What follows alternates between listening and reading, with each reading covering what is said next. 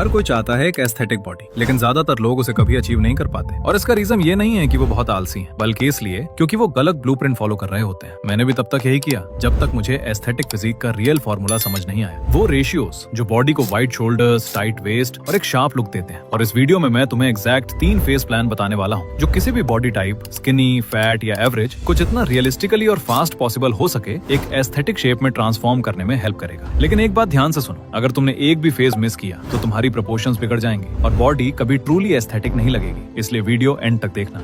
Defining aesthetic physique. सबसे पहले ये क्लियर कर लेते हैं कि एक्चुअल में एस्थेटिक बॉडी होती कैसी है। Wide shoulders, tight waist, clean V taper, defined forearms, sharp upper chest और एक स्ट्रॉन्ग नेक जो तुम्हारे फेस को फ्रेम करे और फिजिक को कंप्लीट लुक दे। यानी ऐसी बॉडी जो सिंपल टी शर्ट में भी बेहद इंप्रेसिव लगे। सिर्फ इसलिए नहीं क्योंकि वो ह्यूज है, बल्कि इसलिए क्योंकि सब कुछ प्रोपोर्शन में है। और आज हम उसी गोल की तरफ बिल्ड करने वाले हैं, the man versus boy effect. अब इन दोनों फोटोज को देखो और बताओ कौन मैन लग रहा है और कौन बॉय।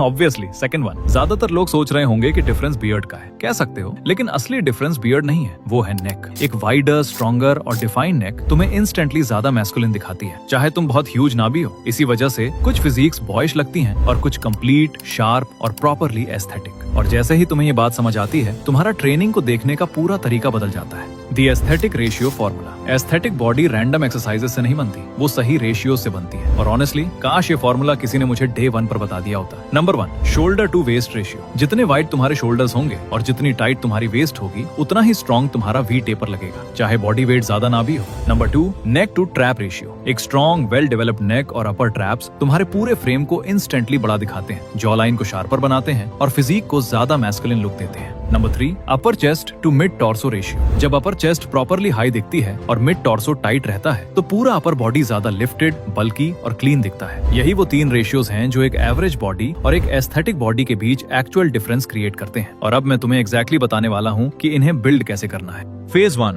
Build the foundation. यहीं से एक्चुअल ट्रांसफॉर्मेशन शुरू होता है। और ऑनेस्टली तुम्हारे विजुअल ट्रांसफॉर्मेशन का लगभग 80% हिस्सा इसी फेज से आता है। अगर तुम्हें ज्यादा मैस्कुलिन और एस्थेटिक दिखना है तो सबसे पहले इन मसल्स पर काम करना होगा। नेक, ट्रैप्स, अपर चेस्ट, क्योंकि यही 3 एरियाज तुम्हारे पूरे अपर बॉडी को फ्रेम करते हैं और सामने वाले की नजरों में एक एस्थेटिक लुक क्रिएट करते हैं। चलो अब इनकी एक्सरसाइजेस की बात करते हैं। 1, नेक एक्सटेंशन। बेंच पर फेस डाउन करके लेटो और हेड को एज से बाहर रहने दो। अब हेड को धीरे ऊपर उठाओ और फिर धीरे नीचे लाओ। इसके 3 सेट्स लगाओ 10 से 12 रेप्स के साथ। शुरुआत में वेट मत लगाना क्योंकि नेक काफी डेलिकेट होती है। यहाँ ईगो नहीं, कंट्रोल मैटर करता है। 2, नेक फ्लेक्शन। अब उल्टा लेटो और चिन को चेस्ट की तरफ लाओ। इसके भी 3 सेट्स लगाओ 10 से 12 रेप्स के साथ। 3, ट्रैप श्रग्स। डंबल्स लो या घर पर हो तो वाटर बॉटल्स भी यूज कर सकते हो। अब शोल्डर्स को ऊपर उठाओ, 1 सेकंड होल्ड करो और फिर धीरे नीचे लाओ। ये एक्सरसाइज उस कॉलर एरिया को बिल्ड करती है जिससे नेक ज्यादा थिक और पावरफुल दिखती है। लेकिन शुरू करने से पहले वार्म अप जरूर करो क्योंकि नेक इंजरीज मजाक नहीं होती। ये रूटीन वीक में 2 से 3 बार करो और जैसे जैसे ये आसान लगने लगे वैसे रेप्स या वेट धीरे धीरे इंक्रीज करो। ज्यादातर लोग यही फेज स्किप कर देते हैं और यही रीजन है कि उनकी बॉडी कभी प्रॉपरली एस्थेटिक नहीं लगती। Phase 2, the aesthetic details. अब आता है वो फेज जहां बॉडी एक्चुअली एस्थेटिक दिखनी शुरू होती है। फोर आर्म्स और वेस्ट कंट्रोल, यही दोनों चीजें ओवरऑल लुक को नेक्स्ट लेवल पर ले जाती हैं। फोर आर्म्स सबसे स्ट्रॉन्ग एस्थेटिक सिग्नल्स में से एक है और टाइट वेस्ट तुम्हें लीन दिखाती है, चाहे एबीएस पूरी तरह विजिबल ना भी हो। अब एग्जैक्टली क्या करना है वो समझो। सबसे पहले एक हैंड ग्रिपर बाय कर लो। ये फोर आर्म के लिए काफी इफेक्टिव होता है और रिजल्ट भी फास्ट देता है। ये वाला बाय करना, इसमें काउंटिंग शो करता है जो कि टारगेट सेट करने में हेल्प करता है। Number 2, four arm curls. Palm up curls करो, धीरे ऊपर उठाओ, धीरे नीचे लाओ। 2 से 3 सेट्स लगाओ 10 से 12 रेप्स के साथ। Number 3, reverse curls. इस बार पाम डाउन रखो। ये फोर आर्म के अपर पार्ट को बिल्ड करता है। Same reps and sets. अब वेस्ट की बात करते हैं। सबसे पहले ज्यादा वॉक करो, ज्यादा मूव करो क्योंकि इससे फैट बर्न होता है विदाउट ओवरथिंकिंग एवरीथिंग। प्लैंक्स भी ऐड करो। 30 सेकंड से स्टार्ट करो और 1 मिनट तक होल्ड करने का ट्राई करो। ये कोर को टाइट करता है और वेस्ट को टाइटर दिखाने में हेल्प करते हैं। लेकिन अगर तुम्हें जल्द ही स्लिम वेस्ट और विजिबल 6 पैक एबीएस चाहिए तो फूड के साथ गेसिंग बंद करनी पड़ेगी क्योंकि हर टाइट वेस्ट कंट्रोल कैलोरीज से बनती है और यही जगह है जहाँ ज्यादातर लोग फेल हो जाते हैं। कंसिस्टेंसी नहीं बनती और बॉडी सेम की सेम रहती है। लेकिन जैसे ही कैलोरी इंटेक कंट्रोल में आता है, वेस्ट टाइट होने लगती है, वी टेपर ज्यादा पॉप करता है और पूरी फिजिक नेक्स्ट लेवल लगने लगती है।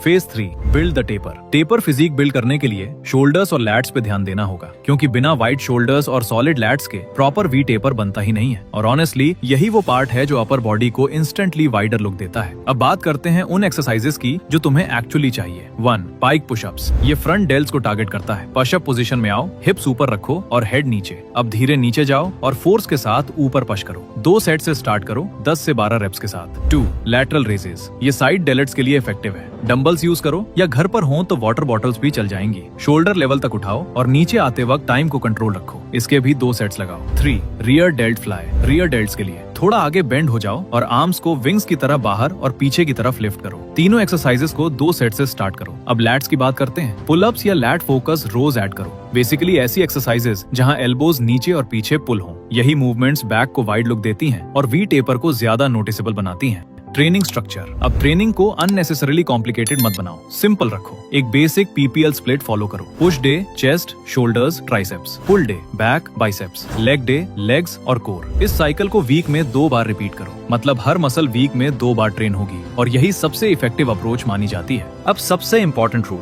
Progressive overload. हर वीक थोड़ा इंप्रूवमेंट करने की कोशिश करो। 1 रेप बढ़ाओ, 1 सेट बढ़ाओ या थोड़ा वेट बढ़ाओ, क्योंकि अगर नंबर्स ऊपर जा रहे हैं तो फिजिक भी ग्रो करेगी, लेकिन अगर नंबर सेम है तो फिजिक भी मोस्टली सेम ही रहेगी। न्यूट्रिशन।